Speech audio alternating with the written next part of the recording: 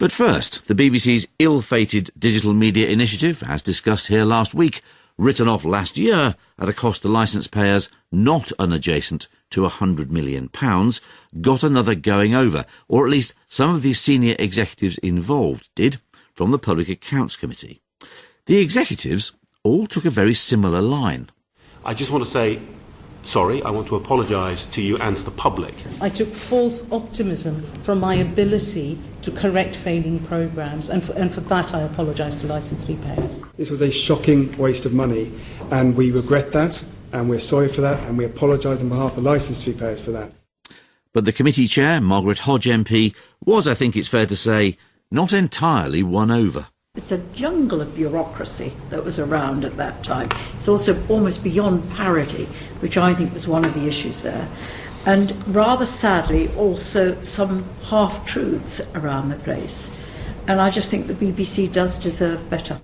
Well, I spoke to Margaret Hodge a little earlier today and started by asking her what she'd made of the evidence she'd been presented with this week. Everybody was rushing to say they were sorry, but that nobody was taking individual responsibility for the thing going wrong, except for one individual who had been isolated and ostracised by everybody else in the organisation. Who was that? That was John Linwood, who was in charge of the technology. And, I mean, I have to say something. I've looked at a number of IT projects now, and the idea that you can divide off the technology from the whole business process is just absurd. The technology feeds the process. So the idea that he was leading it, but not meeting the needs as laid out, was just absurd. You say it was absurd, but is that what happened, do you think? Well, do you know, my other feeling coming out of it is we face such a labyrinth of bureaucracy. There were so many committees, so many organisations who were engaged in this. What was a very, very big project, that it was very difficult to see where power, authority, responsibility lay. But do you think you got to the bottom of what actually went wrong? No. If I'm honest, no. And I feel some responsibility as well, in that we did have this hearing a couple of years back, and we weren't able to discover at that point that we were being sold a pup. Do you think that really that you were misled, or is this sort of imperfect recollections of complex events? I think there are just too many people involved. And I think nobody took responsibility, nobody was accountable. There wasn't a person in charge of the project. I can describe to you so many features of this which are common. So there wasn't somebody in charge. The people who were in charge of bits of it over time changed jobs too often. They hadn't integrated that technology into the business processes. The technology is a servant. It isn't a master when it comes to how you make television or radio programs. And they hadn't actually sussed that out. So there were just so many people involved, too many people involved, that it was difficult to really find underneath it what was happening. Now, what really worried me, if I can take it a little bit forward, Mark Thompson, when he gave evidence to us 2 or 3 years back, said this is not a nice to have, it's a have to have. They need this technology because the BBC now, you've got BBC in Salford, you've got the BBC decentralised all over the place. And at the time, 2 years ago, they said, we're not going for a big, enormous IT project. We're going for what in the jargon is known as an agile approach, which means you do a little bit of a time, you test it, and then you go forward. When we asked the only person who gave evidence this week, the guy who is now in charge of technology, is it still a have to have? He said yes. And he then said, we're doing a little bit at a time, we're going to test it as it goes along, and we will be in charge.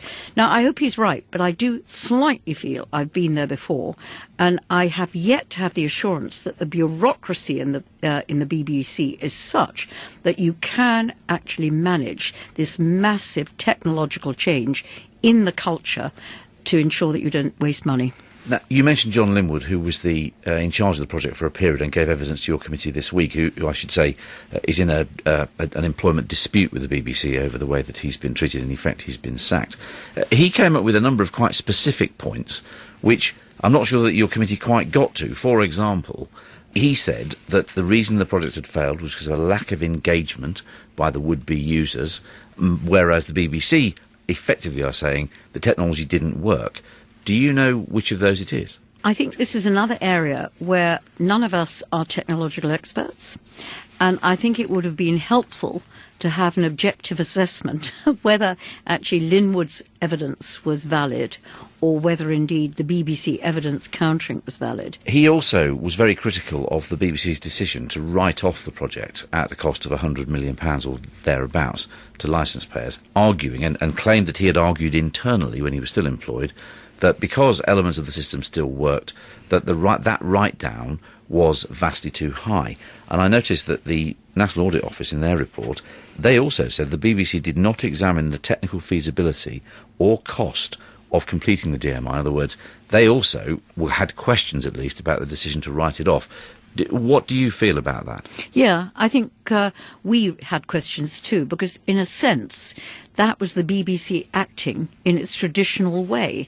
They should have done that study, but you can see the temptation of a new administration and a new leadership in the BBC saying, let's get rid of this lot and let's start again. It's a political judgment. I'm not 100% convinced it was a proper judgment, really assessing the expenditure. What happens next? Is that it for DMI? No. One thing that we've demonstrated as a committee is we never leave things alone. So we will produce a report out of that hearing. I think you're right to say we didn't really bottom out all the evidence.